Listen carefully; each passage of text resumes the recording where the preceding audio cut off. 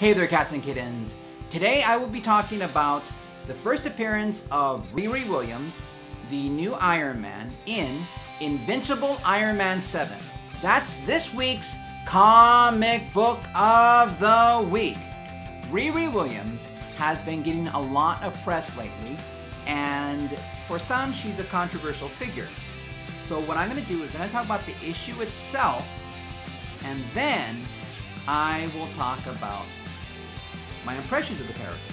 So let's start first with the issue. So the art by Deodato is good. I mean, yeah, I've never really been a huge Deodato fan, but I think the art was very good. And the story itself involves Tomo, who, as someone with inhuman powers, is a technopath, being able to control technology. And so when James Rhodes, War Machine, goes to investigate some mysterious happenings in Japan, he is suddenly put in peril.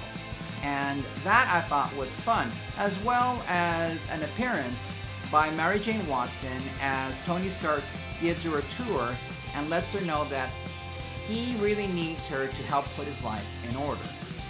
Overall, I thought it was a good issue, nothing spectacular, but as I mentioned, good. Now let's talk about Riri Williams. Okay, first things first. I'm very disappointed by some of the commentary, which I think are good people who, because their emotions overcame them, unfortunately wrote some ignorant and in some cases racist comments on various message boards throughout the internet. Here's the thing. To a lot of those people, I would say, take a deep breath and calm down. This is what I call a springboard character.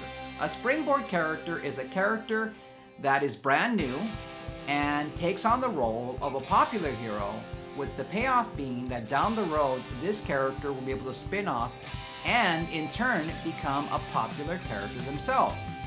It's more of a promotional thing, so that's my counter to those like, why not just create an original character? Well, in time, I imagine she will be. Now, springboard characters don't often work, but they can work. For example, is Wonder Woman still Artemis? Is Thor still Kevin Masterson? Is Batman still John Paul Valley? Is Captain America still Bucky Barnes? The answer, of course, is no. With Azrael and Artemis, the characters had little sparks of popularity, but never really took off. And this certainly was the case for Kevin Masterson, who later became Thunderstrike, and later, of course, spoiler, was killed, and his son took over. But again, even this character is kind of in the D-list category.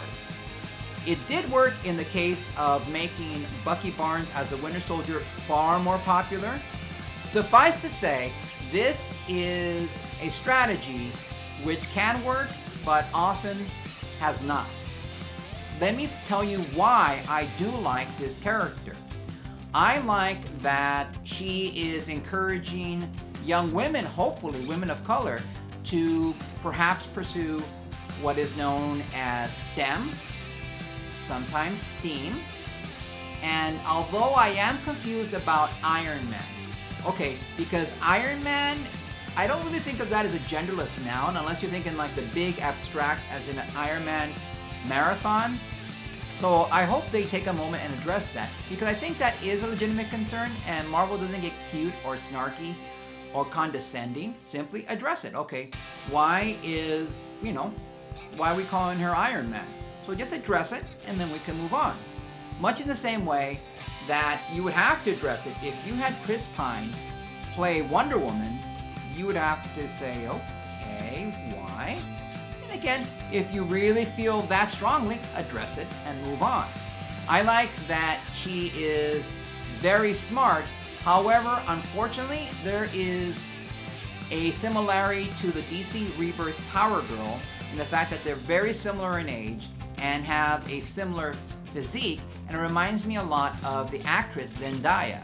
Now, am I saying, hey, what are you saying? That you can only have one tall, powerful African-American woman who's young? No, not at all. I'm just saying that I really wish that when they created Riri, that maybe they had been a little more creative in her design. But that's just one of my thoughts on that.